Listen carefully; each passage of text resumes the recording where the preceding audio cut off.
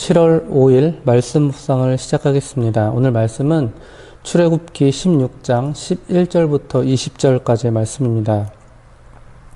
이스라엘 백성이 출애굽을 한 지 정확히 한 달이 되었습니다. 출애굽의 시작이 첫째 달 15일인데 오늘 말씀의 시간적인 배경은 둘째 달 15일이기 때문이죠. 그리고 그들이 출애굽을 하면서 가지고 나온 음식이 모두 동이 났습니다. 그러자 출애굽의 감격은 고사하고 그들에게는 원망과 불평만이 가득했죠. 여러분, 우리도 마찬가지 아닌가요? 하나님께서 우리에게 구원을 주셨지만, 그리고 그것을 분명히 알고 있지만 우리의 환경이 조금만 어려워져도 우리에게는 불평과 원망만이 가득할 때가 많이 있습니다. 그러나 하나님께서는 사랑의 하나님이십니다. 이스라엘 백성들의 이 원망 소리를 들으셨음에도 불구하고 하나님은 그들을 탓하지 않으시고 그들의 필요를 채워주셨습니다. 마찬가지로 하나님께서는 우리의 불평과 원망을 오늘날에도 분명히 들으시지만 우리의 필요를 지금도 채워주십니다. 그래서 우리에게는 소망이 있습니다. 하나님께서는 이스라엘 백성들에게 낮에는 만나를 그리고 저녁에는 메추라기로 그들을 채워주셨습니다. 그리고 하나님께서는 오늘 우리에게 말씀을 통해서 우리를 채워주시고 계십니다. 그 은혜를 기대하면서 말씀을 자세히 살펴보도록 하겠습니다. 11절과 12절입니다. 여호와께서 모세에게 말씀하여 이르시되 내가 이스라엘 자손의 원망함을 들었노라. 그들에게 말하여 이르기를 너희가 해 질 때에는 고기를 먹고 아침에는 떡으로 배 부르리니 내가 여호와 너희의 하나님인 줄 알리라 하라 하시니라. 그런데 참고로 이 메추라기는 이스라엘의 이 40년 광야 생활 가운데 계속 주어진 것이 아닙니다. 만나는 40년간 계속 주어졌죠. 이들의 기본 양식이었습니다. 그러나 메추라기는 이곳 신광야와 바란 광야에서 거의 1개월 정도만 내렸습니다. 13절부터 15절까지 말씀입니다. 저녁에는 메추라기가 와서 진에 덮이고 아침에는 이슬이 진 주위에 있더니 그 이슬이 마른 후에 광야 지면에 작고 둥글며 서리같이 가는 것이 있는지라 이스라엘 자손이 보고 그것이 무엇인지 알지 못하여 서로 이르되 이것이 무엇이냐 하니 모세가 그들에게 이르되 이는 여호와께서 너희에게 주어 먹게 하신 양식이라. 이스라엘은 지금 광야 생활을 시작하였습니다. 성지순례 때 이 코스 중에 한 곳이 바로 이 광야 체험이라고 합니다. 차에 사람을 싣고 광야로 가는데요. 그리고 사람이 보이지 않는 적당한 곳에 한 명씩 내리게 한다고 합니다. 그리고 이 1시간 정도, 2시간 정도 광야를 걷게 하죠. 그곳은 오직 지평선과 하늘만 보이는 곳입니다. 아무도 없죠. 의지할 대상은 오직 하나님 한 분 외에는 존재하지 않는 그런 곳입니다.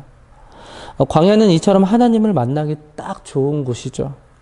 그래서 그곳에 잠시만 머물러도 찬양이 절로 나오고 그리고 눈물이 앞을 가득 채운다고 합니다.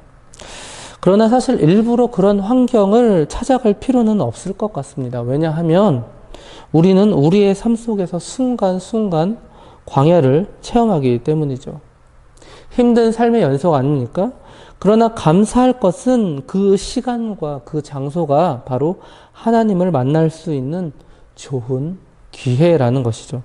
사랑하는 성도 여러분, 오늘의 삶 역시 광야 한가운데서 시작하고 계십니까? 그렇다면 감사하시기 바랍니다. 그곳에서 우리는 또다시 하나님을 만날 수가 있습니다.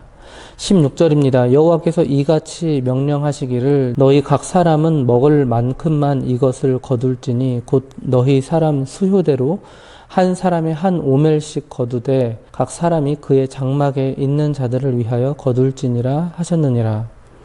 하나님께서는 이 만나를 사람의 수대로 먹을 만큼만 가지고 가라고 말씀하셨습니다. 왜일까요? 바로 이 만나가 바로 예수 그리스도의 거룩한 살과 피였기 때문이죠. 절대로 함부로 대하고 또 절대로 낭비해도 될 만한 그런 것이 아니었기 때문입니다. 그래서 딱 필요한 만큼만 가지고 가라고 말씀하신 것이죠. 오늘날 그리스도의 살과 피는 우리에게 얼마나 소중한 것인지 잠시 생각해 봤으면 좋겠습니다.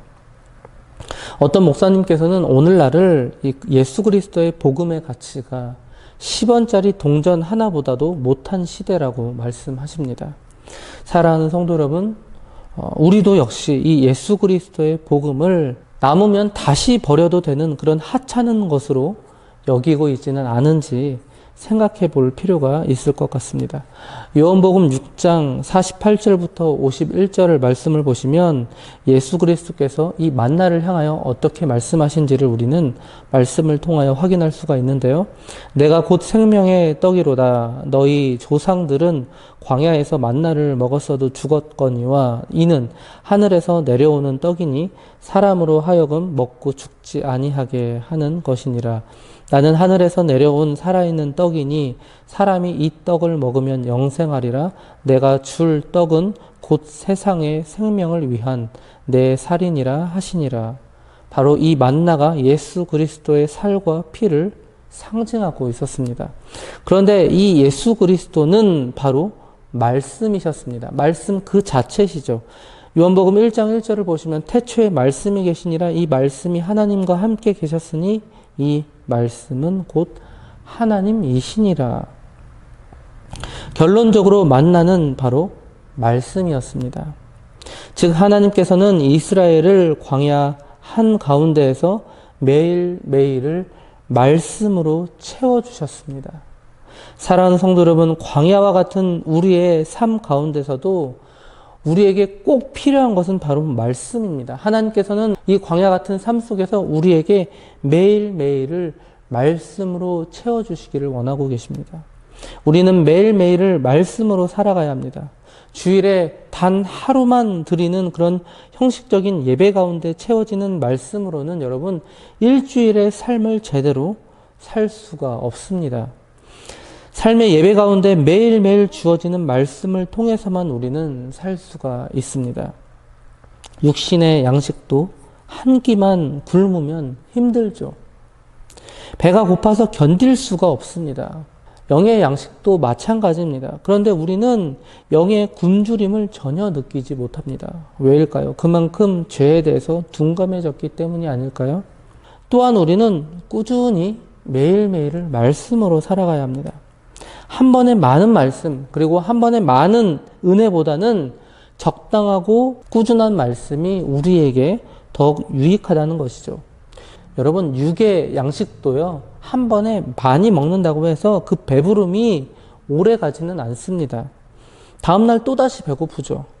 즉, 적당한 양의 양식을 꾸준히 그리고 골고루 섭취하는 것이 건강을 유지하는 것입니다. 영의 양식도 마찬가지죠. 한 번에 많은 은혜가 채워졌다고 해서 그 은혜로 내일을 살아갈 수가 없다라는 것입니다. 내일의 은혜는 내일 공급받아야 합니다. 그래야 건강한 영적인 생활을 유지할 수가 있습니다. 그래서 하나님께서는 이스라엘 백성들에게 만나 역시 그날 먹을 만큼만 거두라고 말씀하신 것이죠.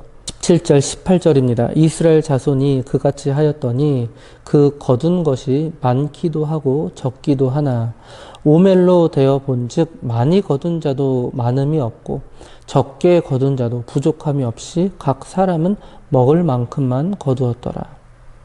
슈퍼에 가면 우리는 많은 다양한 그런 음식들을 볼 수가 있습니다. 그런데 그 음식들에는 저마다 유통기한이 적혀 있죠.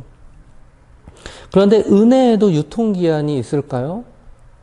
성경을 근거로 말씀을 드리자면 그 유통기한은 하루라는 것이죠. 왜냐하면 만나의 유통기한이 바로 하루였기 때문입니다. 만나는 다음 날만 되면 바로 썩어서 없어졌습니다. 19절 20절인데요. 모세가 그들에게 이르기를 아침까지 그것을 남겨두지 말라 하였으나 그들이 모세에게 순종하지 아니하고 더러는 아침까지 두었더니 벌레가 생기고 냄새가 난지라 모세가 그들에게 노하니라. 수련회 가운데 눈물과 콧물을 다 쏟고 회개한다고 해도 그 은혜를 가지고 우리는 딱 하루만 살 수 있다라는 것이죠. 내일은 내일의 은혜를 통해서만 살아갈 수 있습니다. 내일은 내일 하늘에서 떨어지는 만나를 통해서만 이스라엘 백성들은 살아갈 수가 있었습니다.